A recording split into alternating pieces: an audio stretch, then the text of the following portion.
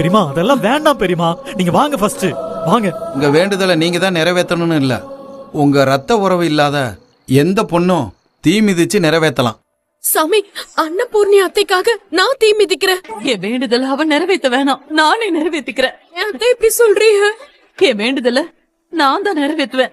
பெரியமா நீங்க இப்ப இருக்கிற கண்டிஷன்ல உங்களால எந்திரிச்சு நிக்கவே முடியாது பெரியமா, வேணாம் பெரியமா. நான் செத்தாலும் பரவாயில்ல, நான் தான் இந்த வேண்டுதல நிறைவேற்றுவேன். என்ன பெரியமா நீங்க? அம்மா என்னம்மா, சிவா தான் இவ்வளவு சொல்றாளம்மா, ஏமா இப்படி அடம் பிடிக்கிற? எதையுமே கேட்காம சிந்து தான் உனக்காக தீ மிதிக்கிறேன்னு சொல்றாங்கல்ல, அவங்க மிதிக்கட்டுமா? மா சொல்றதை கேளுமா.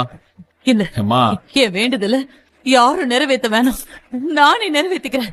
மா நான் சொல்றேன், தப்பா நினைச்சுக்காதீங்க. நம்ம வேண்டுதலை நிறைவேற்றும் போது முழு மனசோட, முழு ஆரோக்கியத்தோட, முழு சந்தோஷத்தோட நிறைவேற்றணும். அப்படி நிறைவேற்றலைன்னா அந்த வேண்டுதலை அம்பாள் நிச்சயம் ஏத்துக்க மாட்டா. நீங்க இவ்வளவு உடம்பு முடியாம அம்மனுக்கு தீ மிதிச்சா சத்தியமா அம்மன் அந்த வேண்டுதலை ஏத்துக்க மாட்டா. உங்க உடம்பு ஆரோக்கியமா ஆனதுக்கு அப்புறம் வந்து வேண்டுதலை நிறைவேத்துங்க.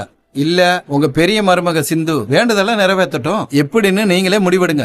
நானே உங்க வேண்டுதலை நிறைவேற்றுறேன் அத்தை. எனக்கு இந்த ஒரு பாக்கியத்தையாவது கொடுங்க. சிந்துவே தீ மிதிக்கட்டும் பெரியமா. சிந்து தான் சொல்றாங்களா, அவங்களே தீ மிதிக்கட்டுமா? சிவா தம்பி வாங்க, நீங்க வந்து இந்த மாலையை போட்டு விடுங்க.